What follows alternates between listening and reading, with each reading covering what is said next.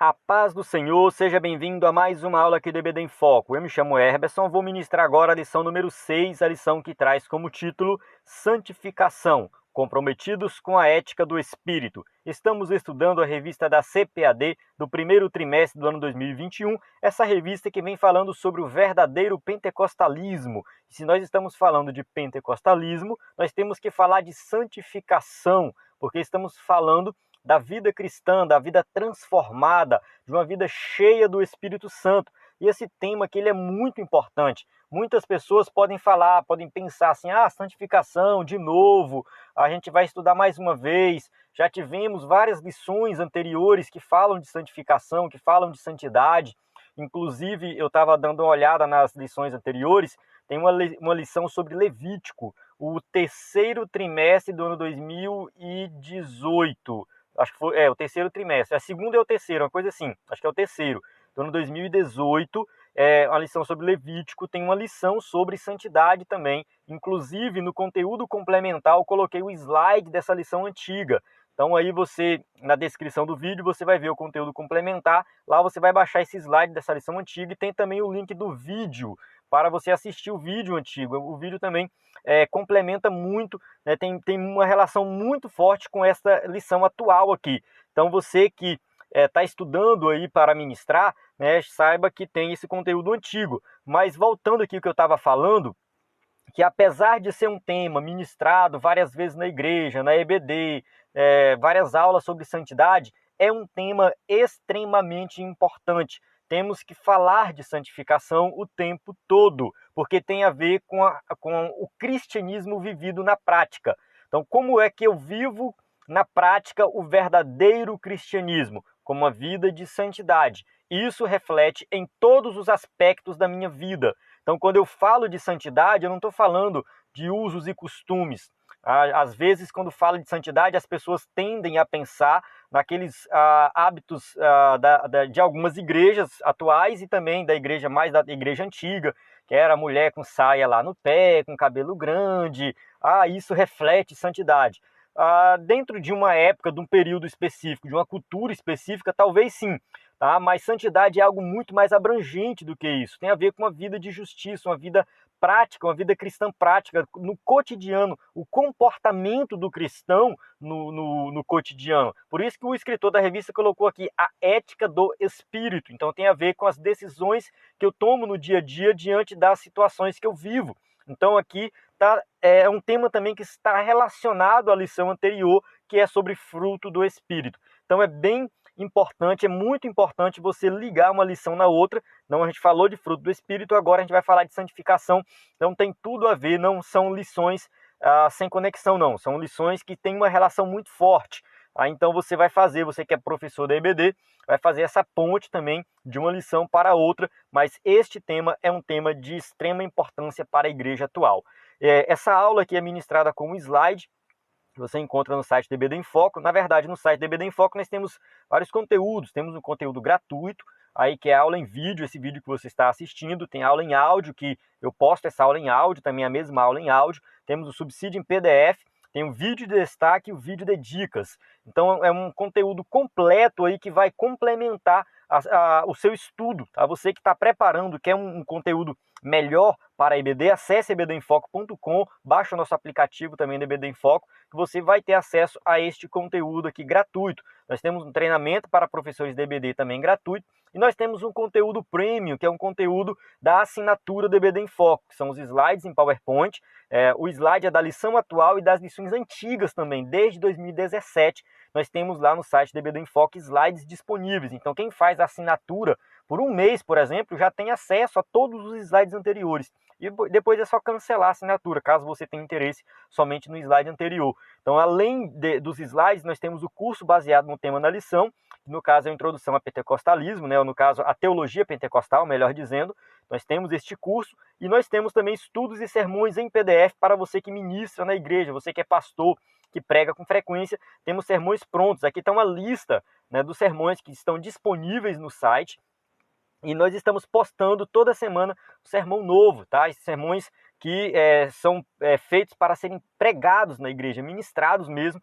Então você que ministra, é somente em PDF, tá? Não temos PowerPoint deles, mas é um estudo completo de uma passagem bíblica ou de um tema que você vai usar na sua igreja. Então se você prega, ministra na igreja e quer ter um conteúdo assim, você pode fazer a assinatura do EBD em Foco também para ter acesso a este conteúdo. Às vezes você fala assim, eu não tenho interesse no slide, mas se você tiver interesse no sermão, vale muito a pena você fazer a assinatura para ter acesso a este conteúdo, que é um conteúdo altamente relevante para quem ministra na igreja. Amém? Vamos para o nosso textuário. O textuário diz assim: segui a paz com todos e a santificação, sem a qual ninguém verá o Senhor. Hebreus 12, 14. Então aqui a gente tem um versículo muito conhecido que fala de santificação. Se não tiver, ninguém vai ver o Senhor. Verdade prática. Santificação é especialidade do Espírito Santo. Ela é instantânea e ao mesmo tempo progressiva, pois acompanha o crescimento espiritual do crente. Então quando a gente fala de santificação, os teólogos sempre gostam de dividir em dois tipos de santificação ou 3 tipos, tá? Vai variar aí de um escritor para outro. Ou outros não gostam de fazer essa divisão. Mas a divisão principal é o seguinte: é aquela santificação no momento que a pessoa aceita Jesus, instantânea, ela é separada para Deus. E aquela progressiva que ele vai melhorando cada vez mais até o dia que Jesus voltar ou até o dia que ele morrer. Então a gente vai falar dessas duas aqui durante essa aula. A nossa leitura bíblica em classe se encontra em 1 Pedro 1, de 13 a 23. Eu não vou fazer essa leitura aqui para ganhar tempo no vídeo, mas é uma leitura muito importante. É importante você dar uma lida, né? E a gente vai fazer referência a essa passagem aqui também durante a aula. Vamos para a nossa introdução. A introdução diz assim: Deus é absolutamente santo, sua santidade é infinita e inigualável. Ele é santo em si mesmo, em sua essência e natureza. Então a santidade de Deus é algo que nós não conseguimos mensurar, nós não conseguimos medir. Ele é o nosso parâmetro, podemos dizer assim, o parâmetro do universo para todo tipo de comportamento, de atitude, é o próprio Deus. Então quando a gente pensa na perfeição, é Deus. Deus, ele é a perfeição. Ele é o perfeito amor, ele é a perfeita paz, ele é perfeito em tudo. Então é inigualável, a sua santidade é inigualável. Podemos dizer que a ética de Deus é algo inalcançável, que está ali, né, de forma extrema, mas que ele nos capacita para nós chegarmos também nesse comportamento. Então, assim, apesar de nós nunca alcançarmos a santidade divina, isso é impossível, mas ele exige de nós santidade. Então Deus exige de nós também um comportamento santo. Sua vontade é que os crentes reflitam esse caráter de santificação no seu modo de vida. Então, assim, eu não posso usar aquela desculpa de que, já que eu nunca vou ser santo como Deus é, então eu vou viver de qualquer maneira, eu vou me comportar de qualquer maneira. Não é bem assim. Deus quer que esse caráter santo dele venha refletir no nosso caráter, no nosso modo de vida, tá? Vamos estudar então o que é ser santo e a necessidade de se ter uma vida santa. Vamos falar disso. Então, como é que eu faço para viver uma vida santa? Tópico 1. A santificação no Antigo Testamento. Santificação. A ideia predominante de santificação ou santidade no Antigo Testamento é de separação, tanto de pessoas como de lugares e coisas para o serviço sagrado. Então, quando algo era santificado, significava que aquilo era separado para Deus. Então, a santificação tem uma relação assim com algo que Deus separou para cuidar. Então, a nação de Israel é chamada de nação santa, ou seja, uma nação separada para servir a Deus. Os sacerdotes, eles eram santificados, eram santos, porque eles eram separados para ministrar ali no tabernáculo e depois no templo. Os objetos do tabernáculo, ali, eles também eram santificados, ou seja, separados para uso exclusivo. Então, eles entravam ali na categoria de sagrado, se tornava algo sagrado. Então, esse era o processo de santificação. Quando algo passava pelo processo de santificação, ele se tornava algo sagrado. Separar daquilo que é comum ou imundo. Levítico 10:10 fala assim: para fazer diferença entre o santo e o profano, entre o imundo e o limpo. Aqui, o que acontece, tá? Aquilo que é para Deus é santo. Aquilo que está ali, que não é para Deus e que na verdade é usado contra as coisas de Deus, é profano, que profana as coisas de Deus. Então são duas coisas contrárias, uma à outra. E temos aquilo que é imundo e aquilo que é limpo. Então nem tudo que é limpo é santificado, tá? Tem essa questão também. Então alguma coisa era limpa para depois ser santificada. Daqui a pouco eu vou mostrar um diagrama que ilustra bastante isso aqui. Mas aqui a gente vê que é diferente, tá? O profano é alguém que se mostra indiferente no que diz respeito ao sagrado. Olha só o que diz Ezequiel 22, 26. Seus sacerdotes cometem violência contra a minha lei e profanam as minhas ofertas sagradas. Não fazem distinção entre o sagrado e o comum. Ensinam que não existe nenhuma diferença entre o puro e o impuro e fecham os olhos quanto à guarda dos meus sábados, de maneira que sou desonrado no meio deles. Aqui é Deus chamando a atenção dos sacerdotes, da classe sacerdotal, que deveria dar exemplo e fazer as coisas da forma correta. Aqui diz que eles não faziam diferença entre aquilo que é sagrado e aquilo que é comum. O que é sagrado, o que é comum? Vou explicar aqui. Pega uma mesa. Essa mesa aqui é um objeto, é uma mesa que está na minha casa e eu uso, vou fazer de conta que eu estou lá no Antigo Testamento, né? Eu sou uma pessoa do Antigo Testamento. Então eu tenho uma mesa na minha casa e eu uso essa mesa para colocar alguma coisa em cima, enfim. Então essa mesa é um objeto comum, tá? Não é um objeto profano, não é um objeto contaminado. Não, é comum, simplesmente algo comum, é comum. De repente, essa mesa ela é transportada para um tabernáculo, para um local, e essa mesa é separada para ser usada lá para a obra de Deus. Então ela é santificada e se torna algo santo, sagrado. Então aquela mesa comum se tornou algo sagrado. Eu não posso mais confundir ela com uma outra mesa comum. Ela é diferente, ela é separada para uso exclusivo do sagrado. E o sacerdote não estava fazendo essa distinção. Eles estavam misturando aquilo que é comum, que é do dia a dia, que é do cotidiano, com aquilo que é sagrado. Muitas vezes eles estavam usando o sagrado como se fosse comum. Então bagunçou as coisas. É a mesma coisa de pegar o pão ali da proposição, né, o pão da presença que ficava sobre a mesa ali, tinha uma mesa também que era sagrada, e usar aquele pão de forma comum, vou comer para matar a minha fome. Não podia, porque o pão só podia ser comido no sábado pelos sacerdotes. Aí a gente tem aquela história de Davi, que Davi comeu lá o pão, né, mas ali foi uma situação específica, onde ele estava com fome, só tinha o pão da proposição, mas não podia, tá? Não podia comer. Então o certo era não comer, tá? O pão, porque aquele pão ele tinha sido o quê? Consagrado para uma obra específica, não era um pão comum, era um pão sagrado.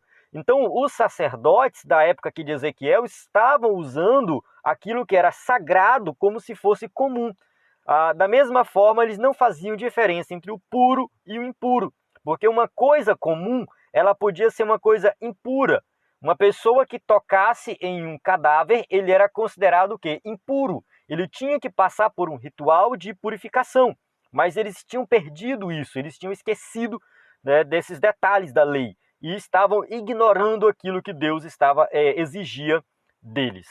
O verbo hebraico kadash, né, ser santo, ser santificado, santificar, ser posto à parte, né, é o mais usado no Antigo Testamento. Ele aparece 830 vezes. Então é o que é mais usado, o que mais aparece para falar de santidade no Antigo Testamento.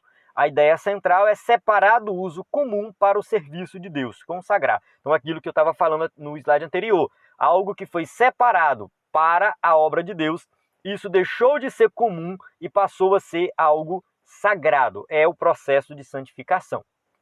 Consagração, 1.2. O termo consagrar significa investidura de funções sagradas. No caso, é dedicar-se ao serviço de Deus, e isso pode ser pessoas, coisas ou possessões. Levítico 27, 28 fala: Todavia, nada que um homem possua e consagre ao Senhor, seja homem, seja animal, seja terra de sua propriedade, poderá ser vendido ou resgatado. Todas as coisas assim consagradas são santíssimas ao Senhor. Então essa passagem de Levítico 27 e 28 está deixando bem claro que quando algo é consagrado, é separado para a obra de Deus, isso não pode ser vendido.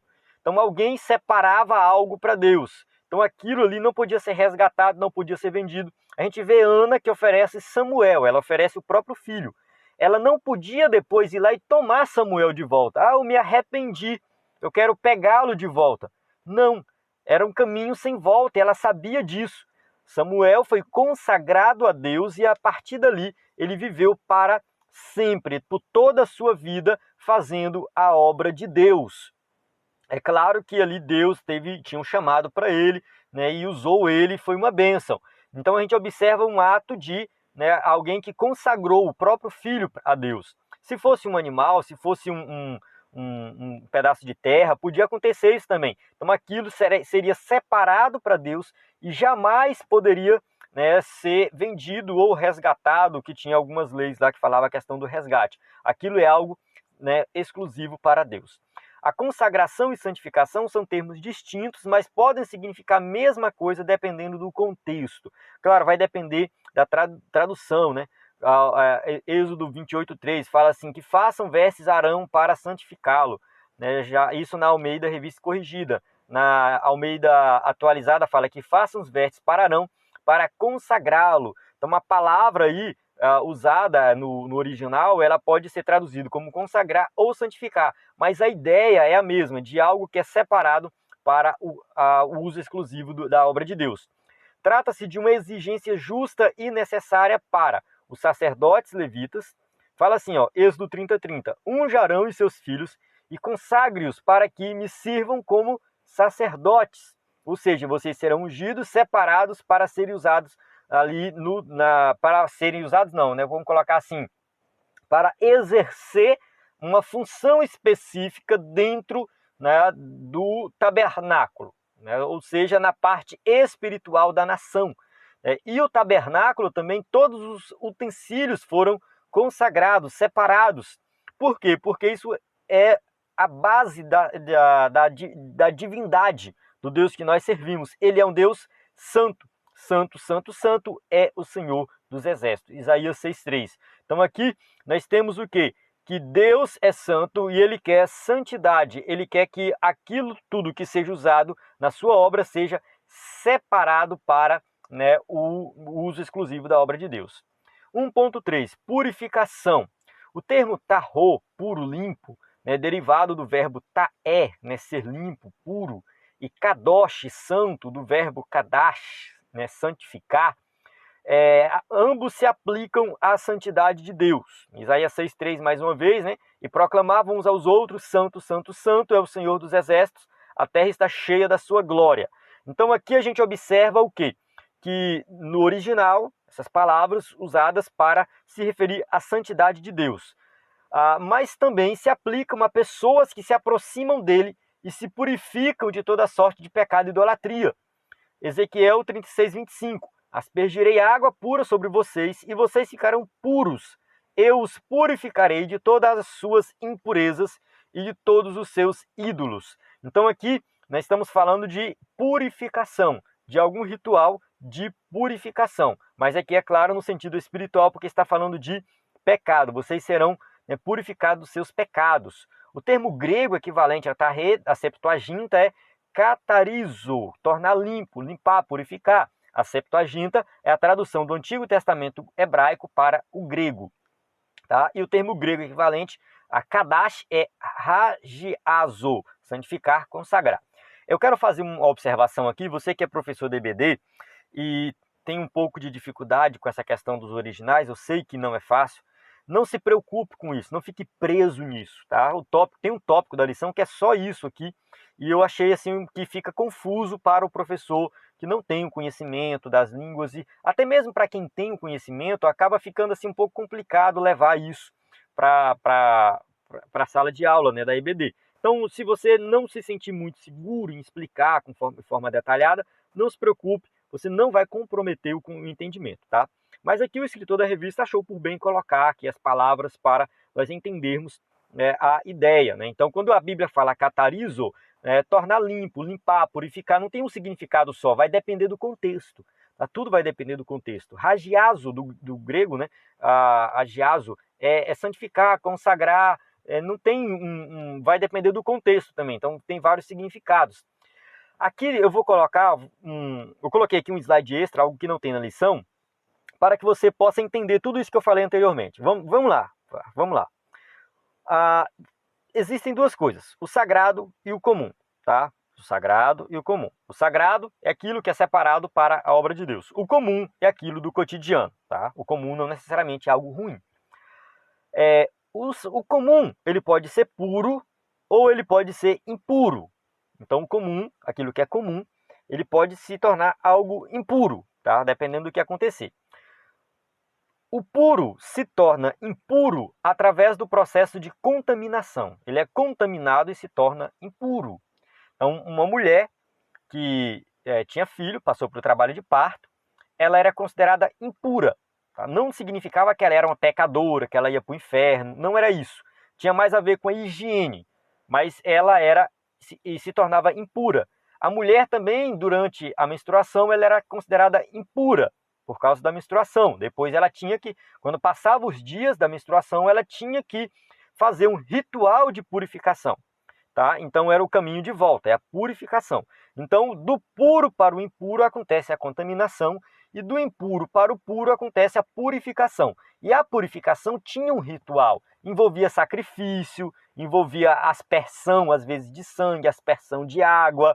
O leproso, quando ele era curado, alguém que tinha uma doença de pele, de repente essa pessoa era curada, ela se apresentava ao sacerdote e passava por um ritual de purificação. Por isso que Jesus, quando cura um leproso, ele fala, agora vai lá e se apresenta ao sacerdote. Por quê? Porque o sacerdote ia confirmar a cura e fazer um processo de purificação para que aquele leproso impuro se tornasse alguém puro. E quando algo puro era santificado, ele se tornava sagrado. É o processo de santificação. Então, o comum, que é puro, pode ser santificado para se tornar sagrado. E o impuro tem que primeiro passar pelo processo de purificação para depois passar pelo processo de santificação. Então, aqui a gente observa que dá para fazer uma aplicação na nossa vida, uma aplicação soteriológica aqui, né? Quando nós aceitamos Jesus como Salvador, nós deixamos de ser impuros, porque estamos contaminados com o pecado, passamos a ser puros e também passamos pelo processo de santificação, porque agora nós somos separados para Deus, exclusivamente para Deus. A dúvida que surge aqui, que eu vou lançar ela, mas não vou entrar em detalhes, é se hoje, nos dias de hoje, né, depois que Jesus morreu e tal, ressuscitou a época agora do Novo Testamento, a época da graça, se ainda existe a questão de objetos sendo consagrados. Será que eu posso consagrar uma mesa? Se eu posso consagrar um instrumento musical? Eu posso consagrar uma roupa? Eu posso consagrar um carro? Será que isso é válido? Porque no Antigo Testamento tinha isso. No Antigo Testamento tinha ali a consagração de objetos para ser usados para o reino de Deus, para a obra de Deus, e aquilo não podia ser usado para o comum, tá? Para o cotidiano. Era somente para a obra de Deus. Nos dias de hoje tem isso. Se eu consagro um instrumento para a obra de Deus, eu só posso tocar na igreja, eu não posso tocar em outro lugar? Será que existe isso? Eu vou deixar isso aqui pairando no ar e vou tentar responder isso no vídeo de destaque. Não garanto que eu tenha uma resposta, mas eu vou apresentar diferentes visões sobre esse tema. Vamos para o tópico 2. O tópico 2 fala assim, a santificação no Novo Testamento. Uma obra da Trindade. No Novo Testamento, torna explícito o que antes estava implícito no Antigo. Tá? O Novo Testamento revela muita coisa, tá? Muita coisa mesmo. Isso nos diz com respeito à obra salvífica do Deus Trino. A gente sabe que Deus Pai, Deus Filho e Deus Espírito Santo age na salvação do ser humano. A fé cristã confessa a existência de um único Deus que subsiste eternamente em 3 pessoas distintas. A gente já falou isso em aulas anteriores. Inclusive, eu recomendo você assistir o vídeo de destaque. Eu acho que é da lição 1 ou 2, não estou lembrado.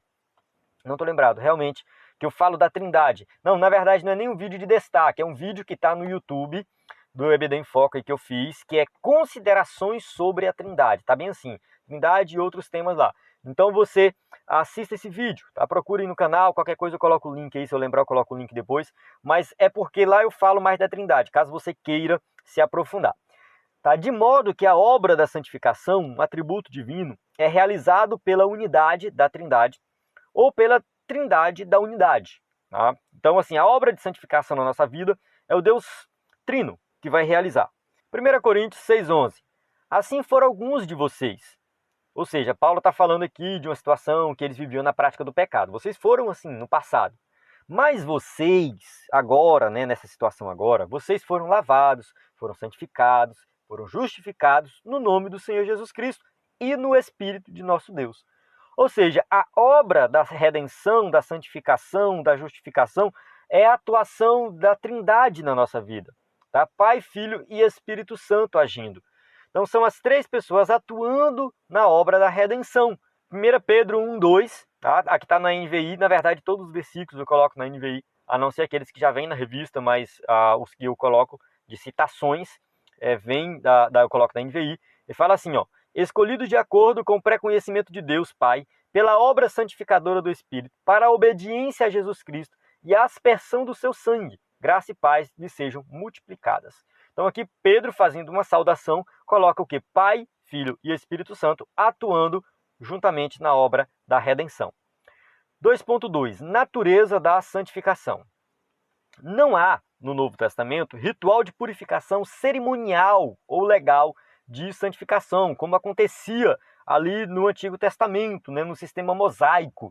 Tá? Então, ritual, onde a pessoa vai lá e passa por um ritual específico, realiza um sacrifício, tem a aspersão de sangue, é derramada alguma água, aspersão de água, é feita... Não tem isso no Novo Testamento.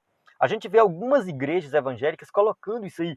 Do meu ponto de vista, isso é heresia. É querer voltar aos rudimentos da lei que Paulo tanto critica quando ele escreve a carta aos Gálatas. Então, a gente vê que não existe essa necessidade. Algumas igrejas constroem a Arca da Aliança, coloca lá, diz que é sagrado, ninguém pode tocar na Arca da Aliança. Algumas igrejas colocam alguns rituais, onde a pessoa toma um banho, faz não sei o quê.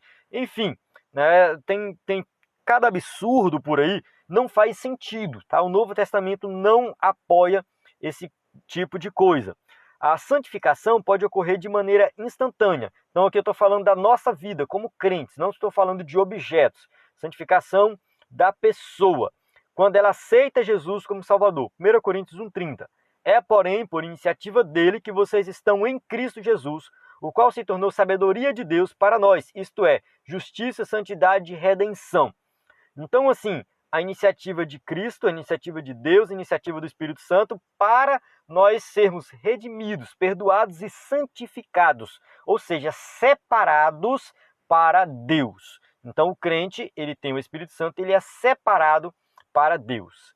Ela é chamada teologicamente de santificação posicional, referente à mudança da posição de pecador para santificado. Então a santificação posicional é aquela santificação em que antes nós éramos pecadores, agora nós somos livres em Cristo, somos salvos em Cristo Jesus, e agora diante de Deus nós temos uma posição diferente, separados para Deus. 1 Coríntios 1,2. A igreja de Deus que está em Corinto, aos santificados em Cristo Jesus e chamados para serem santos, juntamente com todos os que em toda parte invocam o nome de nosso Senhor Jesus Cristo, Senhor deles e nosso. Então aqui Paulo está chamando aquela igreja que tinha vários problemas, está chamando os crentes daquela igreja de santificados. Olha, vocês são santos. Mesmo tendo tantos problemas, ali tinham pessoas o quê? Santas, separadas para Deus. Isso é obra do Espírito Santo, que passa a habitar no interior do crente. Vocês não sabem que são santuário de Deus e que o Espírito habita em vocês? 1 Coríntios 3,16. Ou seja, vocês são o quê? Morada do Espírito Santo. 2 Timóteo 1,14. Quanto ao bom depósito, guarde-o por meio do Espírito Santo que habita em nós. Então, nós temos o que dentro de nós? O Espírito Santo. Então, ter o Espírito Santo dentro de nós significa o quê? Que nós estamos santificados, separados para Deus, para viver uma vida dedicada a Deus. 2.3. Uma necessidade. A nova vida em Cristo é o novo nascimento. João 3,3, Jesus falou assim: digo-lhe a verdade, ninguém pode ver o reino de Deus se não nascer de novo. Então, nascer de novo, ser uma nova criatura. Ao nascer, a criança continua o seu crescimento físico e mental, ou seja, a criança nasce e ela vai crescendo. Uma criança saudável, ela vai crescendo. Isso se aplica também à vida espiritual, como crianças recém-nascidas desejem de coração o leite espiritual puro, para que por meio dele cresçam para a salvação. 1 Pedro 2,2. Então a orientação de Pedro é que o crente novo convertido, ele vai o quê? Tomando o quê? O leite espiritual, aquele alimento mais básico para aprender os rudimentos da fé cristã, e depois ele vai crescendo, ele vai aumentando em conhecimento, em graça, e ele vai conhecendo mais do Evangelho. Então a gente observa o quê? Uma orientação para que o crente possa crescer na vida espiritual. Apesar de a santificação ser instantânea, ela é ao mesmo tempo progressiva. Então eu falei da santificação instantânea, aquela que acontece no momento da conversão, separado para Deus. Agora a santificação progressiva. Provérbios 4,18 diz: a vereda do justo é como a luz da alvorada, que brilha cada vez mais até a plena claridade do dia. Então aqui, o escritor desse provérbio, né, ele vai colocando o quê? Que o justo, né, a vereda do justo vai o quê? Aumentando, vai crescendo, é como a alvorada, é parecido com a alvorada. O sol, ele começa a subir, aos poucos ele vai brilhando cada vez mais. Então assim é a vida do cristão. Cada vez mais ele vai brilhando, ele vai crescendo, ele vai melhorando como crente. Então a salvação em Cristo é acompanhada da santificação e seu agente ativo é o Espírito Santo. Então existe o quê? O crescimento espiritual, onde o crente ele vai melhorar cada vez mais. A gente falou em aulas anteriores sobre fruto do Espírito. A Bíblia não diz que o fruto do Espírito é dado somente para crentes maduros. Não diz. Né? E não diz também que é dado somente para crentes novos convertidos. Então, a gente entende que o crente ele pode receber dons espirituais, seja como um crente novo ou como um crente antigo, um crente que está mais maduro ou um crente menos maduro, mas assim, o dom espiritual é para todos. Tá? Eu acho que ficou essa dúvida nas aulas anteriores, mas é bom reforçar isso aqui. Outra coisa, um crente antigo não significa que ele é maduro. Tá? Tem gente que está na igreja há mais de 15 anos e continua menino na fé. E tem gente que se converteu há 2 anos e já se tornou um adulto na fé, já tem um conhecimento muito mais profundo. Né? Então, quem dá aula na EBD consegue perceber muito bem isso, tá? Tem essa distinção, mas não significa que a pessoa é crente há muito tempo, isso faz dela, né, alguém muito mais maduro na vida espiritual. A vida cristã é uma carreira, tá? Paulo fala, Gálatas 5,7, vocês corriam bem, quem os impediu de continuar obedecendo à verdade? Então vocês estavam correndo, caminhando, prosseguindo para o alvo. É o que diz em Filipenses 3,14, prossigo para o alvo, a fim de ganhar o prêmio do chamado celestial de Deus em Cristo Jesus. Então aqui Paulo falando também à igreja de Filipos, né, que eles deveriam prosseguir para o alvo. Siga o meu exemplo, eu prossigo para o alvo. Então vocês também têm que fazer a mesma coisa. Assim é a santificação progressiva, que nos torna mais semelhantes a Cristo. Então, quando nós vamos santificando a nossa vida, nós vamos imitando o caráter de Cristo e assim nós vamos nos tornando mais parecidos com Ele. Então não se trata de um tema secundário, pois sem santidade ninguém verá o Senhor. A santidade ela é um reflexo de uma verdadeira transformação. Santidade significa vida na presença de Deus, observando os princípios divinos em todos os aspectos, em todos os nossos comportamentos, tá? Nas nossas atitudes, no nosso trabalho, nossa escola, onde nós estivermos, todas as nossas atitudes, elas devem refletir a santidade de Deus. A santidade ela tem a ver muito com relacionamento também, como que você trata os outros, como que você ama o próximo, tá? Você consegue ajudar o próximo, tem a ver com uma vida de justiça mesmo. Tá? Então, a santidade tem vários aspectos aí. Então, a vida do cristão como um todo envolve a santidade, a busca pela santidade. Vamos para o tópico 3, a santificação aplicada ao crente. 3.1, a comunidade de Jesus. As epístolas do Novo Testamento visam fortalecer as igrejas e exortá-la a uma vida santa diante de Deus e da sociedade. Então, a gente tem aí várias cartas no Novo Testamento. A gente tem os evangelhos, temos o livro histórico, no caso, Atos dos Apóstolos. aí temos as epístolas e temos Apocalipse, que se encaixa nas profecias. Então, se a gente pegar todo o Novo Testamento, não somente as epístolas, mas todo o Novo Testamento, a intenção, a ideia é nos exortar a viver uma vida de santidade e diante de Deus, tá? Diante de Deus e diante da sociedade. Então, nós temos que ter bons relacionamentos uns com os outros e também um bom relacionamento com Deus. Tá? Isso envolve a vida cristã por completo. Então, por completo. Não adianta eu chegar na igreja e falar que eu amo a Deus, mas eu não falo com meu irmão. Tá? Eu chego na igreja, eu brigo com todo mundo, eu fico com inveja, eu fico com ódio.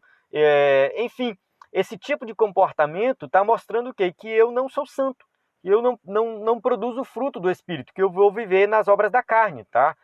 Porque se eu tenho ódio no meu coração, se eu tenho ira, se eu tenho inveja, se eu só sei promover discórdia dentro da igreja, está errado isso aí. Tá? Eu não estou seguindo o que a palavra de Deus ensina. Então a palavra de Deus ensina que nós temos que ter uma vida santa diante de Deus e diante da sociedade. Tá? O texto de 1 Pedro 1, de 13 a 16, não é diferente, aquele texto que lá da leitura bíblica. Tá? Êxodo 19, 6 fala assim, ó, o reino de sacerdotes e nação santa. É a mesma coisa que está aqui em 1 Pedro 2,9, né? Vocês, porém, são geração eleita, sacerdócio real, nação santa, povo exclusivo de Deus, para anunciar as grandezas daquele que os chamou das trevas para a maravilhosa luz. Então aqui a gente observa que no Antigo Testamento Deus tinha chamado a nação de Israel para ser a nação santa. O que é ser santo? Ser separado. Era uma nação separada, mas que deveria dar exemplo para as outras nações. Era para as outras nações olhar para Israel e ver que Israel era diferente. A prosperidade de Israel, a nação organizada, uma nação onde cultua o verdadeiro Deus. Assim as pessoas iriam buscar a Deus ali. Quando a nação de Israel foi uma nação que buscou a Deus, que foi fiel, a nação por completo realmente se comportou bem, eles foram, assim, chamaram a atenção. As pessoas vinham de longe, a rainha de Sabá foi lá, né, conhecer Salomão, conhecer a nação de Israel. Então, assim, vários povos olhavam para a nação de Israel e via a diferença. Mas quando Israel estava vivendo em pecado, eles não estavam sendo exemplo para ninguém.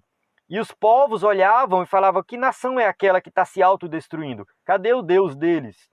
E assim é a igreja, tá? A igreja que é comparada a Israel. Nós somos o quê? Geração eleita, sacerdócio real, nação santa. Isso aqui diz muita coisa para a igreja.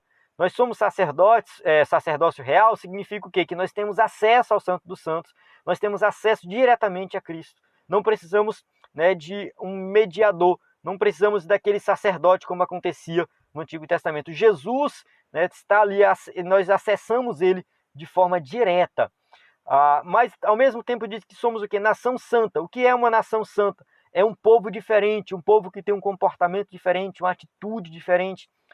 Assim deveria ser o cristão. Então, quando alguém olhasse para o crente, para os crentes, né, na sociedade que vivemos hoje, as pessoas deveriam falar assim, ali está um povo diferenciado, ali está um povo educado, um povo direito, um povo que compra e paga, é um povo que não xinga, que não fala palavrão, é um povo que tem uma ética sexual muito bem fundamentada, eles, né, sabem cuidar da questão sexual muito bem resolvida, pode colocar assim, né, dentro do casamento, da forma correta. Era para o mundo olhar para a igreja, né, e a igreja dá exemplo. Só que infelizmente, hoje muitos crentes não dão esse exemplo. Muitos crentes fazem muita coisa errada e quando passa um crente, o mundo fala diferente. Não é que a gente tem que procurar a aprovação do mundo, não estou falando disso, tá? Não estou falando que a igreja tem que se preocupar com o que o mundo pensa, não é isso. Mas a igreja, se ela se comportar como uma nação santa, um povo exclusivo de Deus, nós vamos sim anunciar as grandezas de Deus.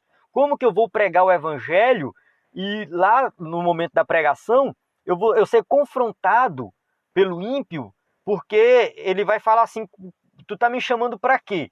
Porque eu conheço o teu grupo e tem um monte de gente lá que não presta. É assim, entende? E isso atrapalha a evangelização. Então, se nós nos comportarmos como uma nação santa, aí sim nós vamos fazer a diferença. O ensino petrino mostra que o estilo de vida dos crentes revela o caráter de Cristo. É isso, tá? É assim, eu vou tomar tal atitude, será que Jesus tomaria essa atitude? Eu vou fazer tal coisa, será que Jesus faria isso aí? Eu vou ouvir tal música, será que essa música Jesus ouviria? É, assim, tem a questão da música secular, eu não vou entrar em detalhes aqui, tem crente que gosta de ouvir, eu não vejo nenhum problema nisso, tá? Eu não vejo nenhum problema, mas tem música secular que é apologia ao pecado, fala de adultério, fala de bebida, fala de traição, fala de tudo que não presta. Será que é conveniente o crente ouvir esse tipo de música? Será que Jesus ouviria essa música?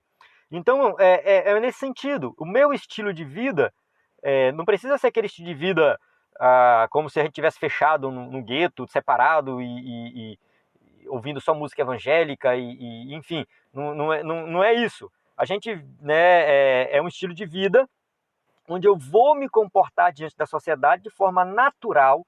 Eu vivo no mundo, eu me envolvo com o mundo, eu trabalho com pessoas ímpias. Então é assim, eu não posso me fechar. Nós temos que viver no mundo para influenciar o mundo, impactar o mundo e levar a mensagem de salvação para o mundo. Mas para isso eu tenho que refletir o caráter de Cristo.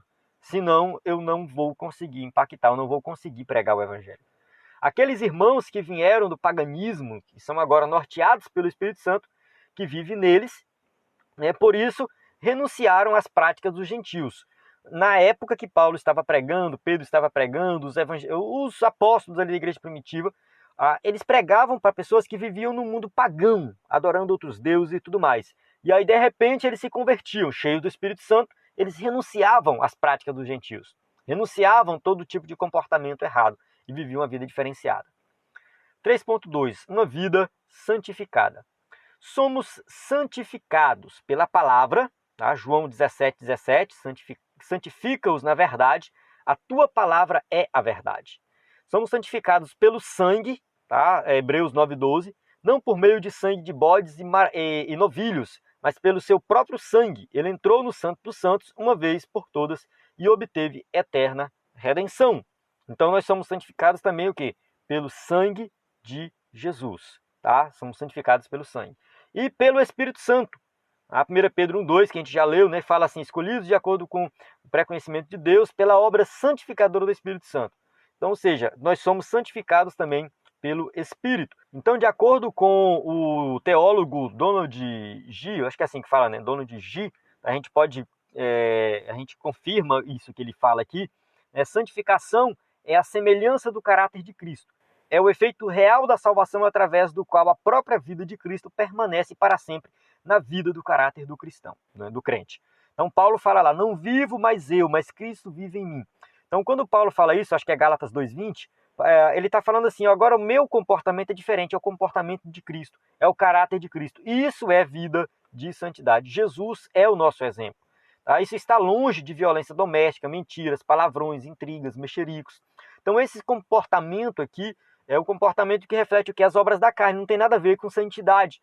Então quem vive nesse tipo de comportamento não está vivendo a vida de santidade. Tá? Esqueceu. Às vezes a pessoa, né, tá com a roupa lá, né, de um jeito, não, eu sou santo, eu visto essa roupa aqui porque eu sou santo e tal. Eu não assisto televisão porque eu sou santo, eu não escuto música secular porque eu sou santo. Tem um monte de coisa assim, não, porque eu sou santo. Mas é fofoqueiro, fala mal da vida dos outros, causa intriga na igreja. Então, resolve o quê? Do meu ponto de vista, não resolve nada. Tá? Isso não é santidade. Se a pessoa quer mostrar uma santidade exterior, mas o interior está podre, não vale de nada. Então está igual aos fariseus lá do tempo de Jesus. Tá? Uma vida de santidade cheia do Espírito Santo mantém distância dessas coisas. Romanos 8:9. Se alguém não tem o Espírito de Cristo, esse tal não é dele. Tá? Se você não consegue viver uma vida de santidade, você não tem o Espírito e você não pertence a Jesus. Então Deus é santo e por isso exige santidade do seu povo. Tá? Mas como é santo aquele que vos chamou, sede vós também santos em toda a vossa maneira de viver. Porquanto está escrito, sede santos, porque eu sou santo. O texto de Pedro, a leitura bíblica em classe. Então, sede santos, porque eu sou santo. Então, nós temos que ser santos, porque nós servimos um Deus santo. Vamos falar um pouco de ética, tá? Eu achei que o escritor da revista colocou aqui sobre ética, e não vai dar para aprofundar, infelizmente, mas é um tema muito importante, tá? Vamos falar aqui um pouco, né? A ética é o estudo da conduta, né? Eu escolho o que é certo, eu escolho o que é mais fácil, né? É mais ou menos assim. Tem coisas que são mais é o certo, mas é mais complicado, é mais difícil de fazer. O errado acaba sempre sendo mais fácil. Então, a ética vai estudar esse comportamento, né? Vem da palavra grega ethos, né? Hábito, costume, é usado só uma vez no Novo Testamento, né? As más conversações corrompem os bons costumes, Paulo citando aqui um provérbio popular. Mas, enfim, a ética cristã é um estudo sistemático sobre os princípios e as práticas do que é certo e errado à luz das escrituras sagradas. Então eu vou estudar situações onde as decisões muitas vezes são difíceis de serem tomadas, mas eu tenho que me basear nas escrituras. Então, se você for estudar sobre ética, você vai pegar temas mais assim complicados, né, como o aborto, né? Aborto nem tanto, né? Não é um tema tão complicado, mas eu chego numa situação onde eu falo de mentira, por exemplo, mas é certo mentir para salvar uma vida? Então é uma questão ética aí. A mentira é pecado, mas será que Deus também não preza por uma vida? Então, se entra alguém na minha casa porque está fugindo de alguém que está querendo matar ele, essa pessoa se esconde na minha casa e de repente chega o assassino lá atrás, né, que uma arma na mão e pergunta: entrou alguém aí? E aí, eu falo a verdade, porque eu sou crente, né, eu vou falar a verdade, mas aí o cara entra na minha casa e comete um assassinato lá dentro, né, mata um inocente. Ou eu vou mentir: não entrou ninguém aqui, mas eu salvo uma vida. Então é uma questão complicada, tá? Uma questão onde tem uma tensão, tem uma coisa difícil a ser tomada. O que eu faço? Então o campo de estudo, né, é a ética cristã. Um livro que eu recomendo sobre isso, se você quiser se aprofundar sobre ética, é o livro de Ética Cristã do Norman Geisler, tá? Para mim é o melhor. Então trata-se da parte da teologia que estuda o padrão de conduta conforme a vontade de Deus. Então a gente estuda, eu dei um exemplo aqui de uma situação complicada, mas a gente estuda na ética cristã muitos outros temas, né? A questão do controle de natalidade, é certo ou errado a mulher tomar anticoncepcional? Então entra muitas questões assim. A questão da guerra também, o cristão pode ir para a guerra, né? Se tiver uma guerra no país dele e tal, ele pode ir para a guerra, ele pode matar pessoas na guerra. Se ele mata na guerra, será que ele está cometendo algum pecado? Então entra muito essas questões. O livro do Norman Geisler que eu citei aqui, ele fala muito essas questões. Infelizmente não dá para a gente entrar em detalhes aqui, mas já teve até lições da IBD que falou sobre ética, exclusivamente sobre ética. O importante aqui é que o fruto do Espírito tem implicações éticas e tal prática precisa ser treinada e se tornar um hábito, tá? Então o cristão ele tem que viver na prática do fruto do Espírito para que aquilo se torne natural, só se torne um hábito para ele.